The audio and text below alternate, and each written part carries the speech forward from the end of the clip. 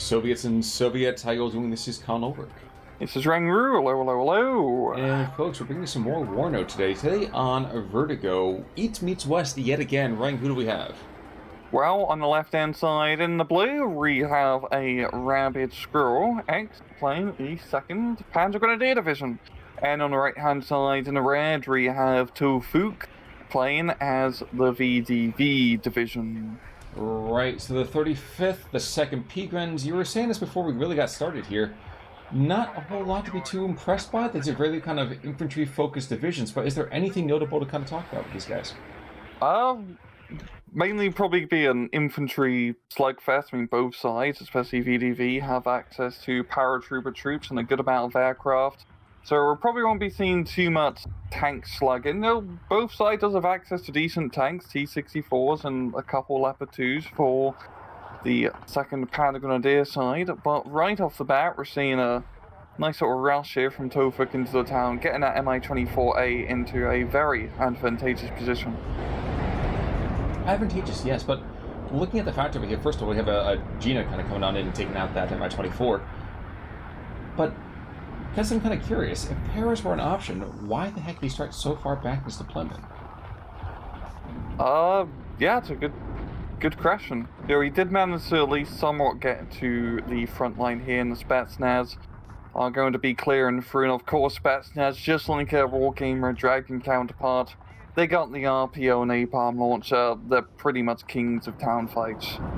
They're the kings of town fights, but they don't really fire up. So right now, it's a bit of a problem for them if that Gina rocket comes right back in. And it's got a lot more air to ground load to be sending their way.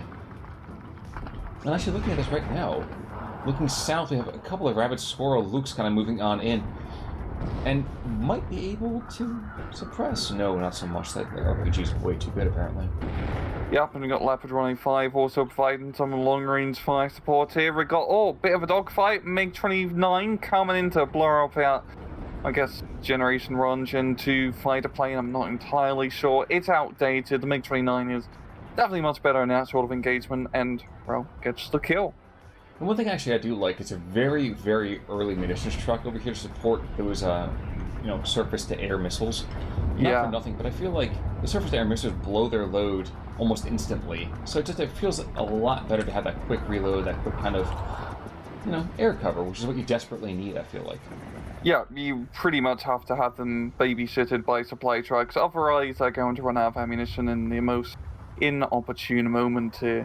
But so far it seems like Tofuk is doing a very good job clearing through his town. RabidSquirrel does have a bunch of Patton tanks on standby, but he's going for the military police spam to try to clear out the town.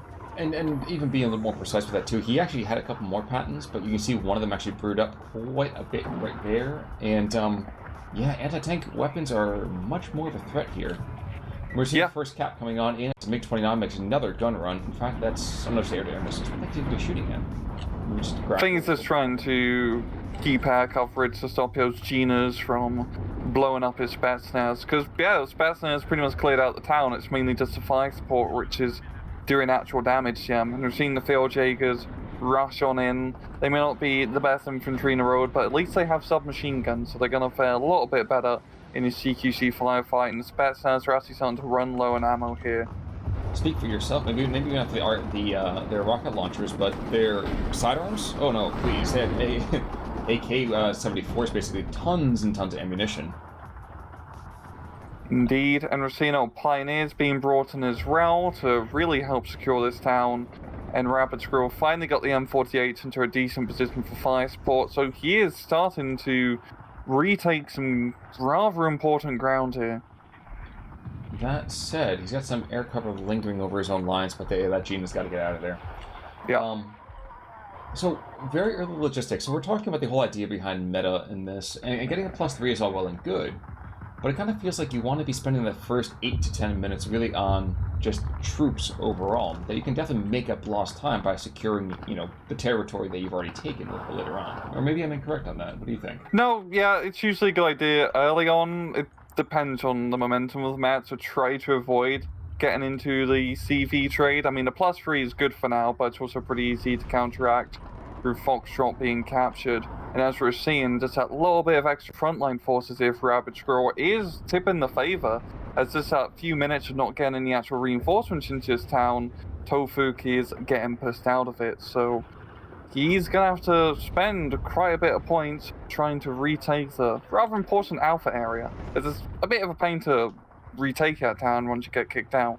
So, a couple of leopards, by the way, being brought in. We have one to the south that's going to be engaged by a BMP, and doesn't get taken out just yet, but I meant... Oh, no, okay. Oof.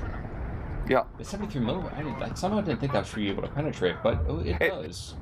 It's not so much the 73mm, it's more so that the Leopard ones just don't really have any armor. The German whole armor philosophy at that time was, yeah, just don't get hit, guys.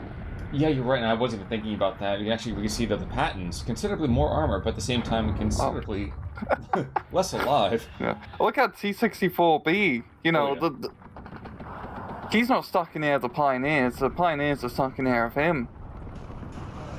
See, that someone's trying to play War Thunder over here. Oof. Oof. Those M48s got up tiered a bit. You have to think about it. The Patton, technically, I think was modern when Korea was happening, wasn't it? Yeah, but these ones have been upgunned a little bit, 105s, and some better equipment. They're still terribly out of date for 1989, and T-64 can dunk on them quite easily. But at close range, they can actually do some damage. It's a silly thing, but actually I really kind of appreciate the fact that ground units are much more willing and able to actually engage air targets at this point. Like, I'm not suspecting that, companies will be able to fire and kill something in World War II. But it always seems a little bit silly that even infantry units were clearly being attacked by something. Let's just spray fire into the air. At least we can do that. Oh, very good. I believe that was an Eagler strike here. Yes, going to be saving T-64B, and we've got a little counterattack from Tofuk, moving in all of his infantry, but there's a big blob of Pioneer flames, and they're going to flame on. Yes, they are. And there's some Niki Pomachevskis over here. Don't get me wrong, these guys actually could be pretty good. One thing we've seen about the VDV is they are very, very heavy in terms of their kind of veterancy. But flames are still flames. Like, that is still a terrifying firepower to come up against, no pun intended. Yeah, it doesn't matter how elite or trained you are, a flamethrower is going to burn you regardless. It's a good equalizer in that regard. Oh, absolutely. One thing I will say, though, is that the MP2s don't give them a lot of firepower other than that, so once you have Ham Flame Patrol kind of gone, they really sacrifice a lot of their firepower. Yeah, and the Pioneer Flames do get some very good value, managing to stomp out first ray for Descent Nidki, but we got the second ray being brought in with a little bit of fire support with the autocannon BMD2s. But Rabid Squirrel is getting a pretty good defense. He's got a Leopard 25 and a Leopard 3 being brought on in. So if he can position that Leopard 3 in a good, blocking position to engage in the open ground, he should pretty easily be able to secure this town. I just want to watch this Gino over here who's probably going to get blown out of the sky by another Descent Niki Igla. He's going to get rockets away, don't get me wrong, which is good, but he also completely whiffs the target, and Igla... I thought he would have had a paint. A bit too far. Yeah. And the Leopard there we go. Now able to engage the BMD2s. There we go. Yeah, and this point up north, it's just coming down to the tank fight, and having, one card at least of Leopard 3s does give you quite a big firepower advantage. Gina getting heavily engaged by some ground fire. If I'm him, I'm backing away. Close to get out. Yeah. We're seeing, some more Spetsnaz being brought in. Spetsnaz grew, some more Desert Need keys, but it feels like you really need some more anti-tank firepower up here. Maybe an anti-tank helicopter. I believe he does have some Su-25s on his deck. He needs to start knocking out his Leopards if he wants to get a good chance of getting back into that town. Well, he's going to be able to do that. That Conqueror's over here is certainly conquering everything in that particular area. Unfortunately for him, though, it's now at +5 in the other direction. So even if that Conqueror's is killing 2, 3, 4 tanks, logistics still has to get in there. And that early occasion of bringing in the logistics of this, this back over here, this was like Keishan, the A149s. a little bit too early when I think he probably could be getting a tighter hold over the area he's got right about now. So. Yeah. We've seen Rabid Squirrel. Yeah, he's investing in some. The scimitars were quite nice, because those are actually Belgians. German flag on a little bit of a rear axis. And we've got a tornado being brought in as well to try to keep Sky clear of any more MiG-29 action. I'm wondering how Tofuk... Actually looking up north, re-evaluating this. Not a lot of Blue 4 infantry left. The tanks are going to be a little bit out of position. The Destined Need Key Commander's going to neutralize the point.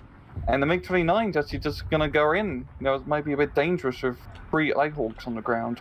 With the Eyehawks, and actually the Tornado's in an anti-air role, so it's one of those things that for him, semi-active radar, you know, the infrared's one way or the other. MiG-29's getting lured right back in, and the Eyehawks should be engaging any second now. That's one. That's two? There we go. He's going to get jebaited. He's jebaited, yes, but he's still not dead. Oof, that's the Tornado that dies. I think that was the Igler. It's snuck in and got the man-pad kill here. God damn. Who needs Eyehawks when you got like a man-pad? SU-25 Sukhoi coming over to the southern side. He's going to drop those RPKs. That's going to be pretty deadly. And actually, this is, oh my gosh, logistics too. Oh no. Oh, he got lucky. Oh, that was so... Oh wait, no, the bombs are still went off. Really get the CV kill? No. No. Good dodge there from Rabid Squirrel.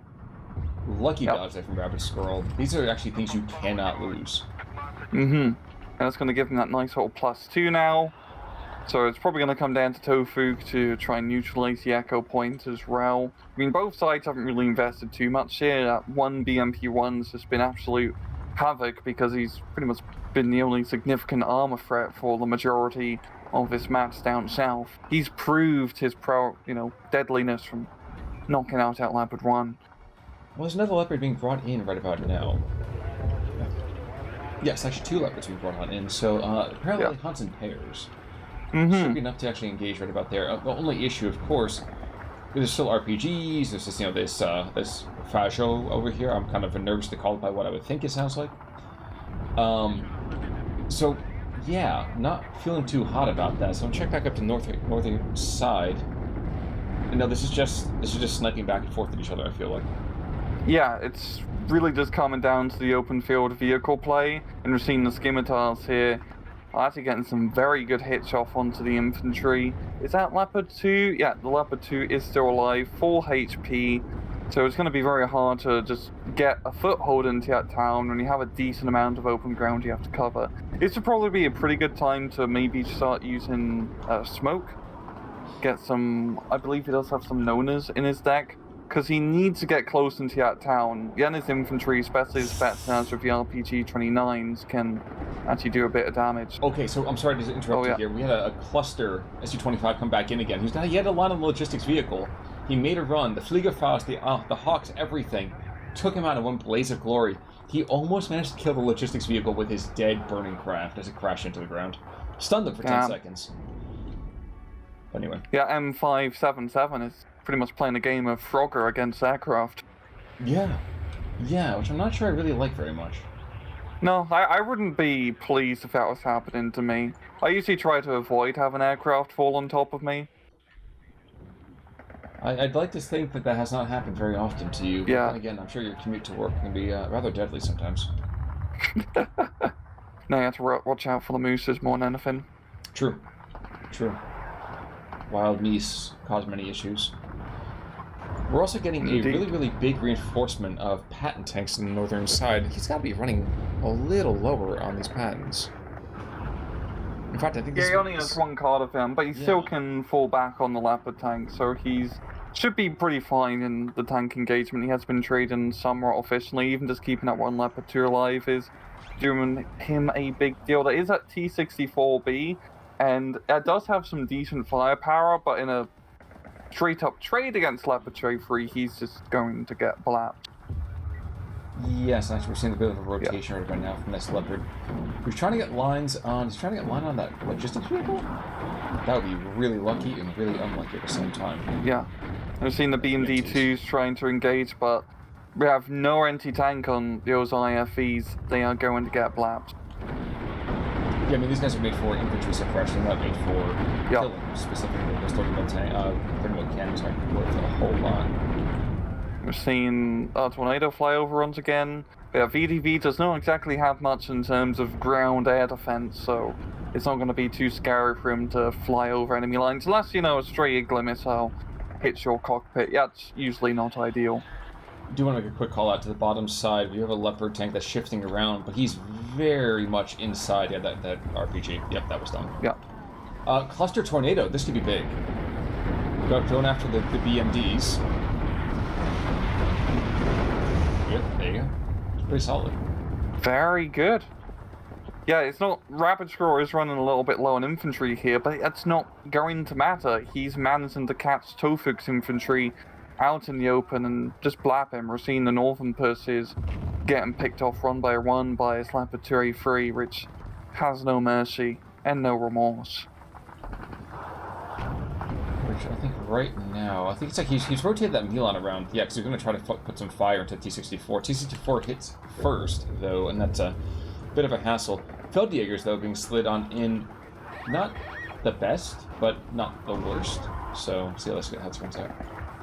He just needs bodies in that town to help him secure it. Leopard 2A3 is down to only half HP, so his T-64 at point blank does have a good chance, but Leopard gets first shot.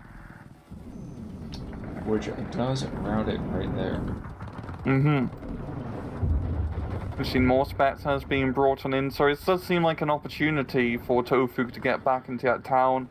You know, the pattern tank cavalry is coming in at the nick of time.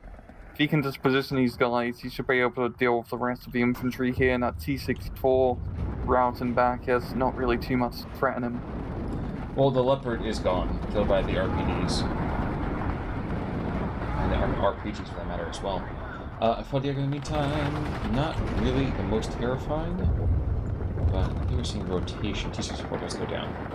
Yeah, and then down south we're seeing actually a decent push here from RabidSquirrel, moving that Leopard 1A1 across the field. We're getting a little bit too close here to that Concourse ATGM, and yep, he does go down. But with the Scimitar down south, going to be sniping that commando team. And also, yeah, 2 more Leopard 1A5s. Once again, it's just coming down to the armor game.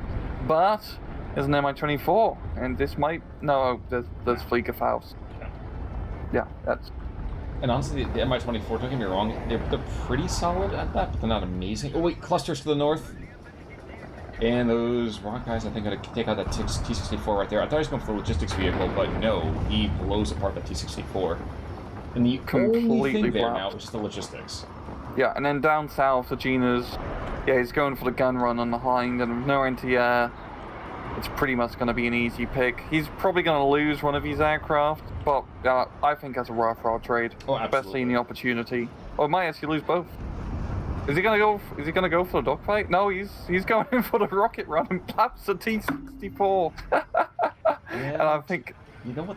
I like that call. Like I like that too. You can lose the Genas, but actually the second Panzer has 110 points. And it has like a decent rocket loadout. Well, I guess the funny thing for me is that the second Panzer actually has a very, very deep air deck. Well, relatively speaking. It does. Like, it's a very solid deck, as you have just enough stuff in all the tabs to pretty much keep you competitive. You may not have, you know, all the Leopard 2A4s and 2A3s that you might have in the Panzer Division deck, 5th Panzer, but, you know, you have enough tanks to keep you going, especially in the matchup against VDV, where they have no scary tanks. Honestly, most of the Red 4 nations don't exactly have scary tanks. Most of them are glass cannons, apart from the actual Russian tank division, the TATUs, and yeah, it's the tap out. Yeah, that was honestly a very, very good idea. But kills and losses is actually a lot closer than I would have expected. Yeah, I can't do math right now. It's about like 1,500? 1,700? Yeah, about 1,700. Okay, yeah. Which is, I'd say in WARNO logic, 2,000 KD is probably going to be the standard, considering everything's like double points compared to Wargame and ST2. Yeah, more or less. At the same time, you look at some of the infantry, for example, the security troops over here for the second P-Grens, 45 points compared to, like, the Descendant Camarati, like the commandos on the other side, 170. So, yeah, there's some rough comparisons, but let's not say that everything is perfect maybe just yet. Yeah. And looking at the kills here, Laboratory 3 doing pretty decent. Yeah, Ron Legina's T-64 and a hip to his name. And the Tornado Cluster, I believe, at the end knocked out both of those Nonas, which is a pretty good pickup. Yeah, I think that was the thing that really kind of sealed it over here. Not to be outdone, though, go to the other side to see a BMP-1. And actually, there's Rachmaninoff. Apparently he doesn't just compose music. He decomposes many enemies.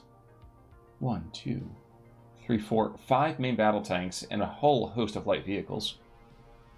Yeah, T-64B doing decent as well. Yeah, it's really coming down to, the few armor support units from Tofuk really were trading efficiently. He just did not have enough ground-based AT firepower to really compete. And of course, with VDV, you don't exactly have a whole lot of good static anti-aircraft units as well. So if you lose that air game, you're just buggered, because as you saw, if you try to bring up helicopters, they can just get blapped by a cheap strafing run. That's surprising to me, is that we actually didn't see that much in the way of anti-air. I mean, I was actually looking forward to seeing the ZSU, the Afghaninsky. Yes. And heck, I mean, the Stella's occasional, but I don't feel like we saw maybe as much air power overall.